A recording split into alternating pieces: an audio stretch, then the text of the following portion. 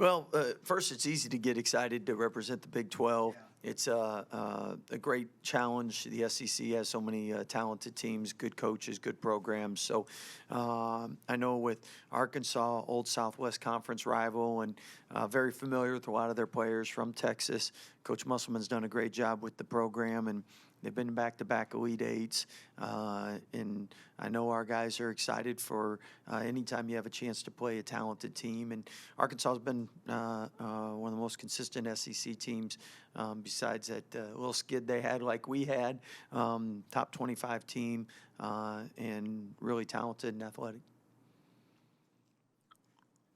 Coach, you talked about that athleticism, especially in their guards over the past couple of years.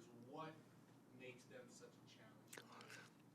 Well, they play one guy 6'4", and then the rest are about 6'6", 6'7", 6'8", and anytime you have that length and you're aggressive, well coached, it presents challenges, and that's why they get a lot of steals. They're really good in transition. One of the best recruiting classes in the country this past year, and I mean, Anthony Black and Keontae George are really good friends, and a lot of our guys know their guys, so they'll know a lot what we do. We'll know a lot what they do, just because of the familiarity, even though we're in different leagues.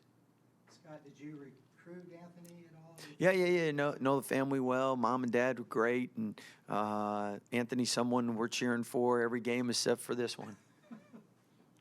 Well, what does he bring to the table? Is it 6'7", point guard who can get downhill. Great athleticism. We've all seen Terry's dunks. He definitely has those hops. But he's a great facilitator. He's been a really good point guard, and somebody that is going to be playing this game a long time. Scott, when you're on a 5-game winning streak in conference, is this a bad time? Outside of conference? Well, the number one thing is keep playing when you're hot. So they've played 2 good games in a row, and they have momentum too. So you got 2 teams that are confident right now, 2 teams that are been top 25 for basically the whole year, and 2 teams that were projected to do well in the NCAA tournament. So both of us want to represent our leagues well, want to represent our schools well, and at the end of the day, it's the last Big 12 SEC challenge, and you want to finish the challenge right. Coach, obviously, we know you don't have an exact timetable for it, but seeing John out there, taking part in warm-ups, you talked about how he's been practicing a little bit with you guys. How big of a step was that for him to get to, and then what are kind of those next steps for him? Yeah, we've seen him in practice for a while, and he obviously was limited at first and has done a lot more, and it's just been a joy having an opportunity to work with him again in practice, and he's raised the level of intensity, and we all know one thing about John is there is no half speed, so he's full throttle, and part of the 5-game win streak is because of what he's helped prepare us for in practice. I mean, at the end of the day, boxing out John, there's nobody stronger you're going to face. So he's really improved our team. Excited for him having a chance to warm up and letting fans just see how far he's come and all the work that he's put in to get to this stage. And John's somebody, again, that, he's a walking miracle. That's an injury some people don't expect you to ever come back from. And not only is he on pace to come back, but do it in record time. So Jay Williams told me, Scott, he's a freak. And I said, I know. God really gave him a lot of ability and athleticism, but his drive, determination, and him and Jay have that in common because Jay was an unbelievably hard worker as well. So that's been a good friendship, and Jay's been able to help give him some ideas and mentor him, and really appreciative about that. What are the next steps for him in terms of what you need to see from him to maybe get him back out of the court? Well, I think that's the great thing about a coach, they just tell me who can play. So whenever John, Dave, Charlie, Kenny Boyd, and everybody say it's go time, then it's go time. Until that time, we keep ramping things up and getting him as comfortable as possible and up to speed as possible. And he improves each and every day and each and every week. So, I mean, this is a process where if he does play, that's not going to be, that's it. I mean, that's just the beginning. Very similar to Langston Love in the beginning of the year. I think people watch him now compared to the beginning of the year, see he moves a lot better, a lot more confident. And John's going to do the same thing over the next year. You just mentioned Langston, but having him back in the way that he played against Kansas, is that what you expect moving forward?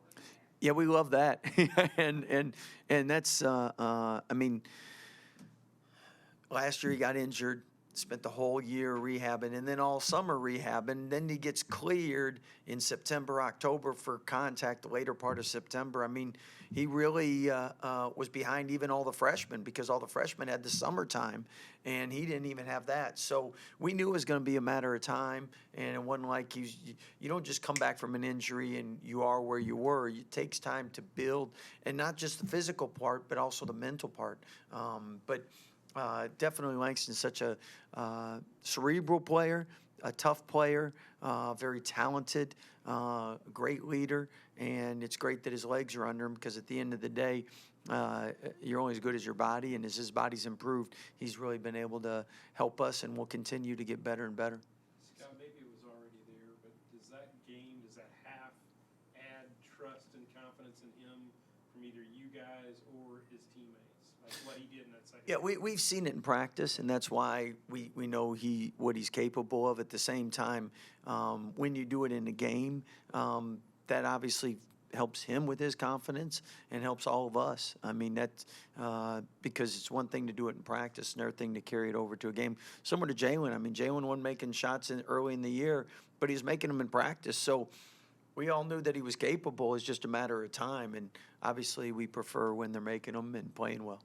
Scott, how have you seen Adam evolve since he's been here, and especially this year since he's moved into the point guard role? I think there's two things. One, basketball-wise, you see how he's always been a great teammate. He's always supported one another and made the right pass, right play. But being someone that played predominantly off the ball in the beginning to now on the ball, he's really done a great job with that transition because he's a natural scorer, and it's just different when some games he might not have many shot attempts, but yet he's running the show and distributing and doing a good job, and that's really, really impressive from a scorer because scorers tend to want to score, and if they're not scoring, they feel like they're not helping the team, and that's not true because you can help the team in a variety of ways, and I think his assist numbers, I think he's third in conference, and that's tremendous. He's really been he's got a good ratio, and he's somebody that 20-7, 15-8 might be better for our team than 22 points and 3 assists or 4 assists, and he knows that. Whatever it takes to win, he's happy to do. As far as leadership goes, I think he's really taken a step forward, being more vocal, holding players accountable, demanding, and always done in a professional, right way. And that's why it's easy for the guys to follow him because they respect him. Coach, obviously, we've seen seasons in the past where the Big 12 champion has 2, 3, 4 losses at the end of the year.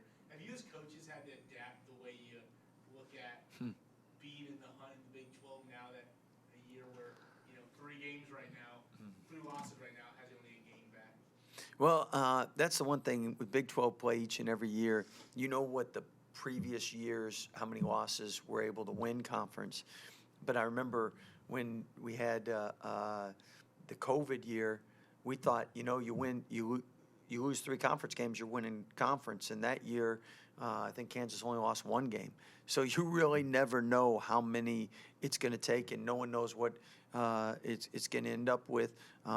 This year with the parity, I mean, it could be as many as 5 or 6 losses, or it could be 3. I mean, what we really do is focus on what we can control, and that is taking care of our business and doing what we need to do and making sure every day we're giving everything we can to be successful. And it is a marathon, and the race doesn't end at the end of the conference, and doesn't end at the end of the conference tournament. If you do well, it ends at the NCAA tournament, and the goal is to be playing your best basketball at the end of the year and win the last game. Thanks, Scott. Thank you, guys. Appreciate it. Good questions.